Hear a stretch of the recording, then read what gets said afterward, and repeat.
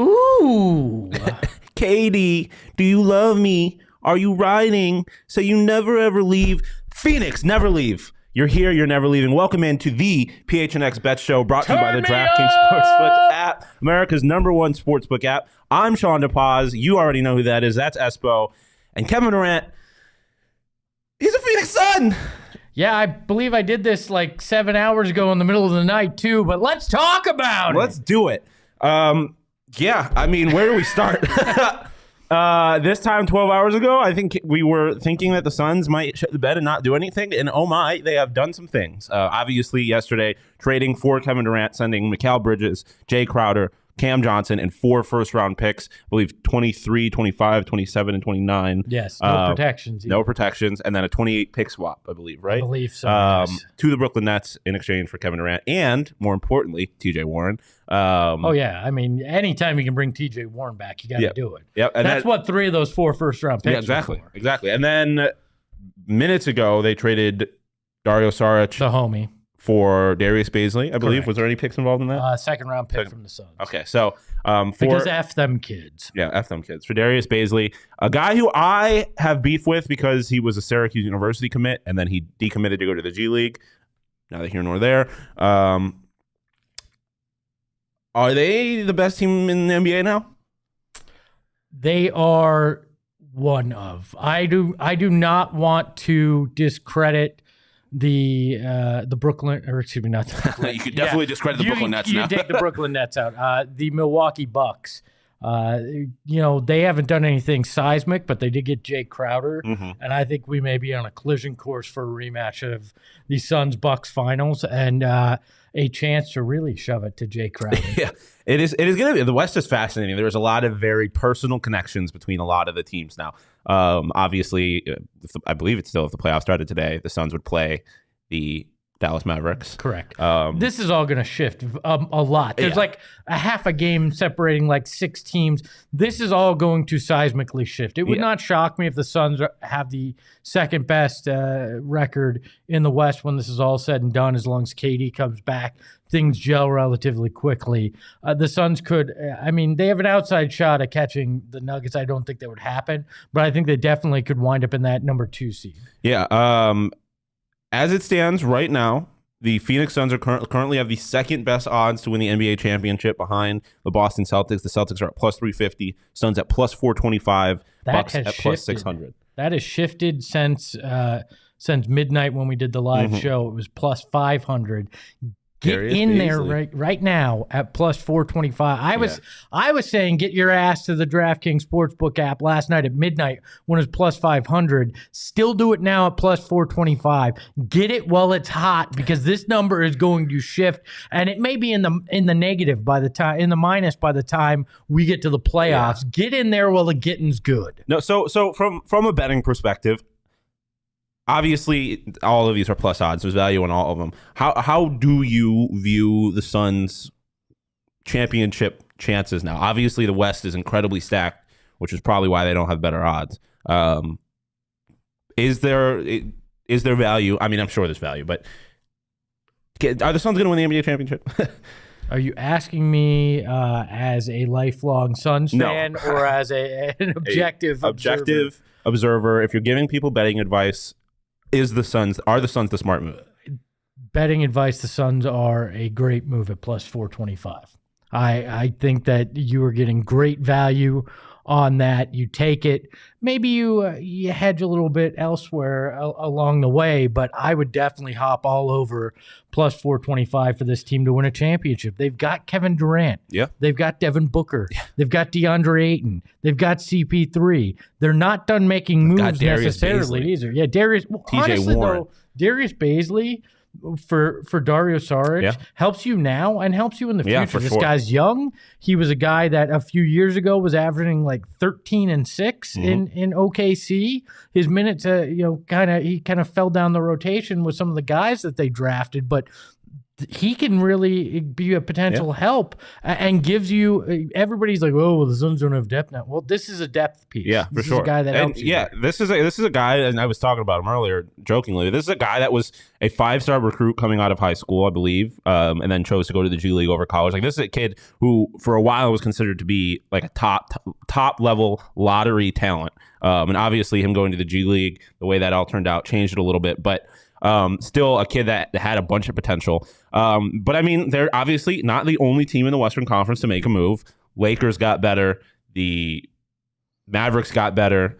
I mean, you'd argue that the Bucks got better by getting Jae Crowder. But that's what this time of year is for. Yeah, These for sure. Teams that are serious separate themselves by making good moves, right? So when you look at the other teams that have made moves, specifically the Mavericks, because obviously the team's history with the Mavericks, how do you think they actually, from like a roster to roster comparison, actually stack up? Where do you see this team's weakness? Where do you see them being able to take advantage of other teams? Well, I mean, look, this is good luck outscoring us now. Yeah. I mean, this is 7 seconds or less kind of Suns mentality on steroids. We will outscore you and defense be damned, I think, in a lot of ways. But if you're just talking Mavs Suns, the Suns roster is vastly more talented now at this point. I would argue the depth isn't all that much different between the two teams.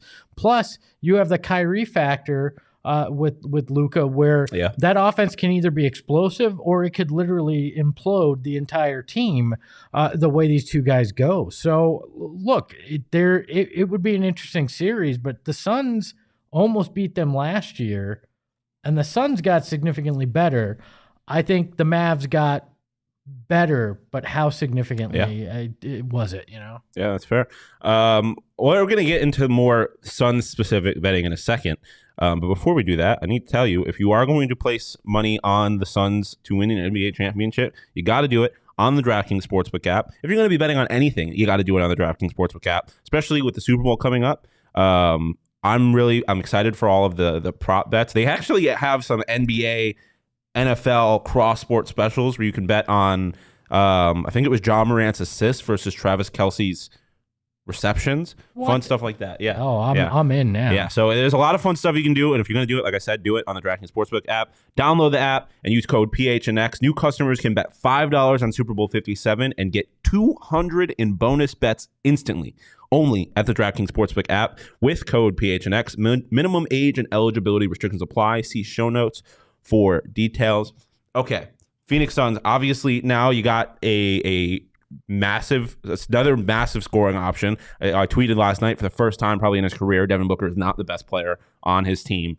How do you think it's going to look as far as sharing the ball? If you're betting on whether it's Kevin Durant's over under, D-Book's over under, how do you think that affects where the scoring comes from? The hell if I know. I think it's going to depend on the night. I mean, fair. Devin Booker's a guy who is more than happy to defer and pass. I mean, we could see a 15-assist night from Devin Booker if KD just gets it going one night. He's not a selfish guy, so distributing, sharing the offense, I don't think is going to be as problematic. What it really does is CP3 doesn't have to score now. CP3 can be your distributor. And if a defense is dumb enough to completely ignore him, then he can make them pay in that. It also opens up new looks for DeAndre Ayton because defenses are focusing on Devin Booker and Kevin Durant now. DA is going to have open looks that are just created by the gravity of those two guys or mismatches down low. So it's going to help him as well. I mean, like this will open up the offense immensely. I do have one bet though that I think you need to take advantage right now. All ears. Go and take the Atlanta Hawks tonight against the Suns, because I have no clue who the hell is playing for the Suns, right? You have Devin's out. Yeah. You've traded Mikal and Cam and Dario. You're gonna have a very disjointed lineup tonight, so that may be some easy money there. To be honest, you know, it's gonna be confusion for that team trying to figure it out. So I would definitely be looking at Atlanta. So or Atlanta tonight. So. I was listening to everything you said. Also distracted because John Wall got his ass sent back to Houston. Oh my God! Which means he's getting bought out by Houston again. I mean, would you have any interest in John Wall? Look, I have interest in anybody that's going to be on the buyout market because right now you're just you're basically putting guys at the back end of that roster to help you in case of emergency. And that's what you need to be thinking about. Who's a guy that still has something in the tank? How do I get him in here on a vet minimum for the rest of the year? So if I have to break glass in case of emergency because CP3 is out a game or two, I got that option. So there's, a lot going on. Apparently, Luke Kennard went to Memphis, so they get some valuable 3-point shooting there. The West just keeps getting better. What do you think are there any more moves coming? Ooh, the Clippers just got Eric Gordon. Oh, they got better too. They did too. Everyone's getting better. The West is really fun. That is horrible timing for Nixon official saying that Eric Gordon will join the Suns. Newsflash, he's not. Nope. He's in Los Angeles now. Nice try though. It's a lot of guys going back to places they've been before. John Wall in Houston, Eric Gordon back to the Clippers. These jersey photoshops are getting much easier. Yeah, I know for real. Wow, the Clippers are good too, man.